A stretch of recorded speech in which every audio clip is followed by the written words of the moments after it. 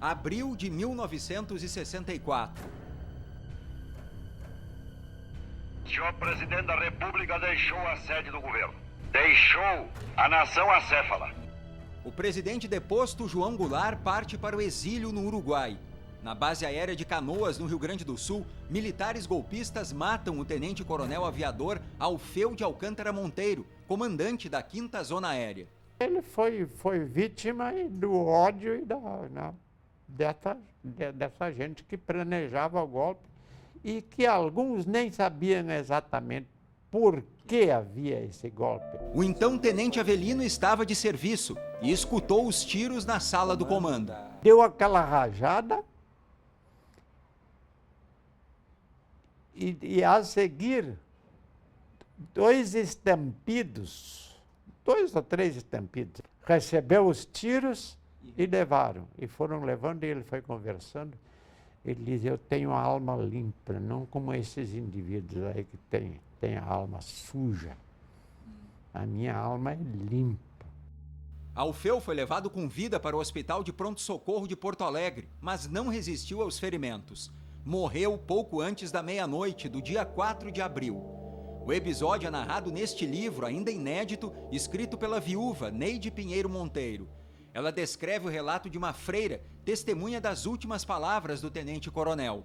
Minha alma é livre, tenho consciência tranquila, porque morro no cumprimento do dever. É o primeiro militar assassinado pelo golpe, no Brasil todo. O autor dos disparos foi o coronel Roberto Hipólito da Costa, sobrinho do presidente militar Castelo Branco. Ele havia chegado do Rio de Janeiro para escoltar o novo comandante nomeado pelo regime, brigadeiro Nelson Lavalnieri Vanderlei.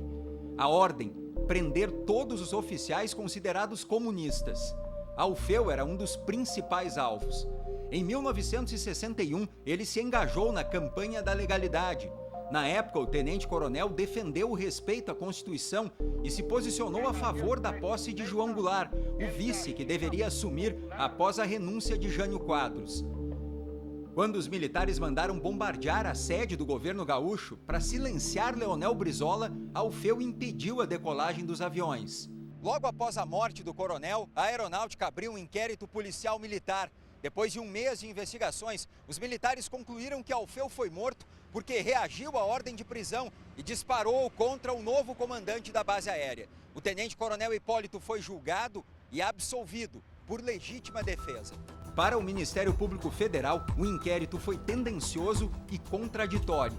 Fizeram um inquérito policial assim, militar, que era na realidade foi um simulacro de um aprofundamento da investigação. Aí eu pergunto para vocês, que independência tinha na época um juiz militar auditor, um promotor de justiça militar, para fazer em plena ditadura, em 64, um inquérito policial com independência? 50 anos depois, em uma ação civil pública para esclarecer o caso, testemunhas deram outra versão ao procurador. Naquele sábado à noite, o tenente-coronel Alfeu foi chamado à sala de ordens da base aérea para se apresentar ao novo comandante.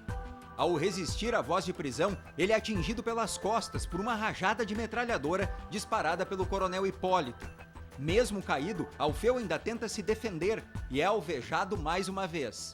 Sérias indicações de que ele tenha sido assassinado e não tenha sido morto, como a versão oficial conta no inquérito policial militar, por uma legítima defesa.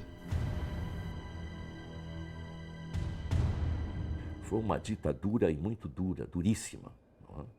E esse episódio serve para dizer bem quem eram esses senhores.